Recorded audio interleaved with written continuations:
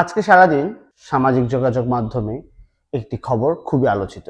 সেটি হলো বাংলাদেশ বর্ডার গার্ডের একজন সদস্য, তিনি বিএসএফ সদস্যকে বলেছেন,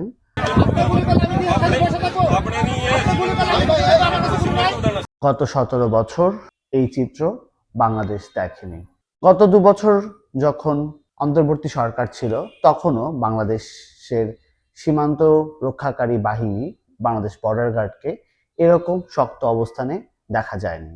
এখন বর্তমানে বিএনপি সরকার ক্ষমতায় রয়েছে এবং বেশ কিছুদিন যাবৎ পশ্চিমবঙ্গে যখন বিজেপি সরকার গঠন করেছে, তখন প্রায়শই পুশিন ইস্যুতে একটি অস্থিরতা চলমান সীমান্তবর্তী এলাকাগুলোতে, সেখানে বর্ডার গার্ড দৃঢ়তার সঙ্গে পুশিনের মতো একটি স্পর্শকাতর বিষয়কে মোকাবেলা করছে এবং তারা চেষ্টা করছে যেন কোনো অবৈধভাবে বাংলাদেশের ভেতর বাংলাদেশি দাবি করে কোনো মানুষকে যেন পার্শ্ববর্তী দেশ থেকে পাঠানো না যায়, সেটা তারা যে কোনোভাবে প্রতিরোধ করার চেষ্টা করছে।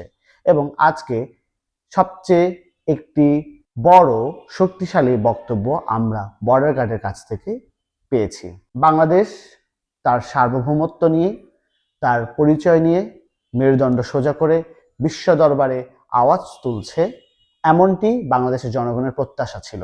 এবং আমরা বাংলাদেশি বন্ধুত্বে বিশ্বাস করি, কোনো প্রভুত্বে নয়। আপনি কেন গুলি করলেন কেন? আপনি কি বললেন এটা? আপনি এটা কি বললেন যে গুলি করবেন? আপনি গুলি করবেন মানে কেন গুলি করতে বলবো আপনি? কেন গুলি করতে বলবো?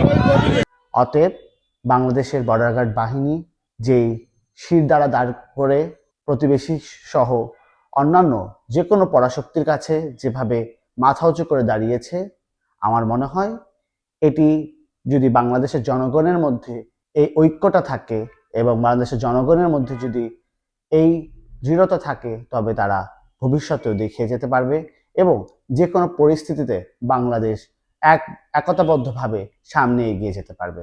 এখন দেখার অপেক্ষা আগামীতে বাংলাদেশের পররাষ্ট্র ক্ষেত্রে বাংলাদেশ আরও কতটুকু শক্তিশালী হতে পারে।